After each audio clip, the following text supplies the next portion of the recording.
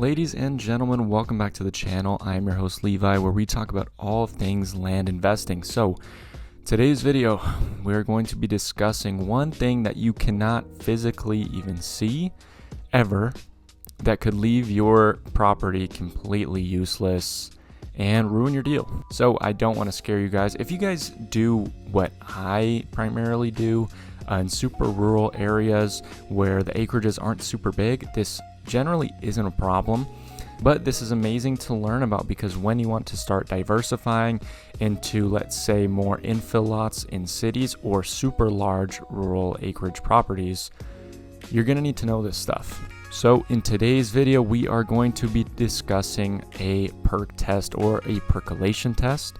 And basically, guys, if your property fails this perc test, I don't want to say it's completely useless because it is fixable, but it can leave your property worth way less than what you thought. So what is a perc test? So essentially, and I'm not a geek, but a perc test is kind of like these people go and they dig a hole and they kind of just test the drainage on the land by pouring waters and finding how fast it drains. Now, and I think some places might do this for free, but the one that we most recently just did, it costed us about $500, but this pretty much comes with a plan for how the septic will be laid out as well.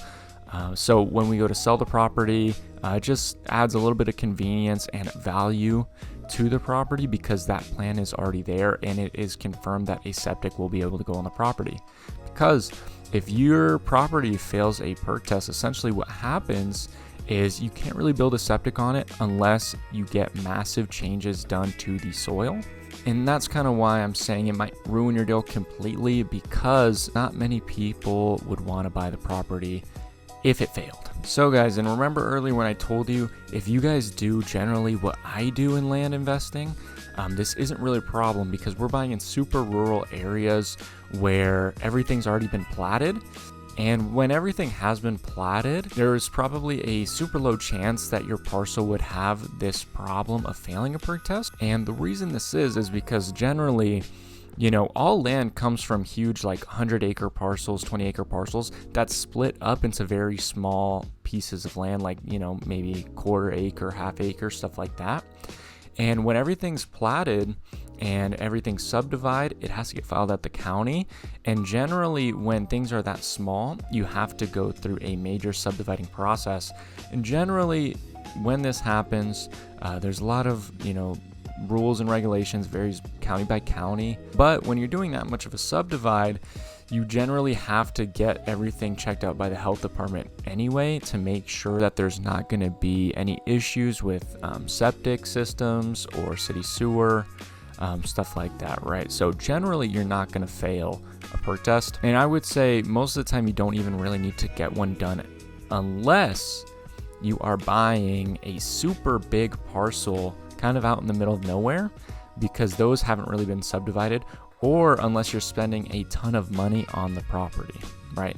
So if we're going and we're spending $2,000 on a quarter acre property in a subdivision and there's houses in that subdivision already, you probably don't need to get a perc test done, which is why I generally don't have one done. But for this specific property, the soil has a super high chance of being good and passing a perc test, but I just want to make sure because it is in a decent sized city and it's sort of a value add in a city where a lot of people are building, and I want to have a septic layout plan for the buyer. It just helps things sell quickly, and it's one of those things where it's not super rural. So let's say you buy a rural property and it fails a perc test, someone can probably still buy it, because when you're buying an unrestricted territory, people get creative with how they deal with waste, basically. Like, you can build illegal septic systems. You can literally just run your wastewater into rivers, lakes, creeks, stuff like that. And it's not as big of a deal because it's unrestricted land. Now, when I'm buying in the city like this, and this is actually our first deal in North Carolina that we're going to be doing, which is another reason why I want to get a perc test done. But in this situation, in the city, it is a lot more restrictive. So that's why our buyer can't get too fancy if the septic can't really be built. So guys, let's kind of reiterate. So why would this be a main concern to get done? So let's say you are in a city and it's a lot more restricted with how a septic system would be built. Then I would say maybe do a little bit more due diligence, because people can't get super creative with how they run their waste. Now, if you guys have an infill lot and it's kind of in between two houses, chances are you don't need to get a perc test done. And why is that? That's because the soil difference and the slope of the property shouldn't be too different than the houses on each side of you. So basically what I'm saying is, if those houses are able to put houses on them and septics, that probably means that your parcel is going to be okay to buy. Now, if you are buying in the city and let's say you're in a cul-de-sac and there's no other houses nearby, it might be a good idea to get a perc test done. And the reason that is because it seems like other people haven't built in the area and you want to find out why. Maybe the road access isn't good, or maybe there's a problem in the soil that you can't even see. Now, one thing that helps is on the land portal, if you guys use that software, that is one of the softwares that I use, even though I like Regrid a lot. The land portal has its own soil software, so that can also help give you guys a good idea of what the odds are that it would be buildable. And that soil filter is different kind of in each state, so you can just run it through ChatGPT, tell it the area, and it'll kind of give you a good estimate on what the chances are that the soil is going to be good to build on.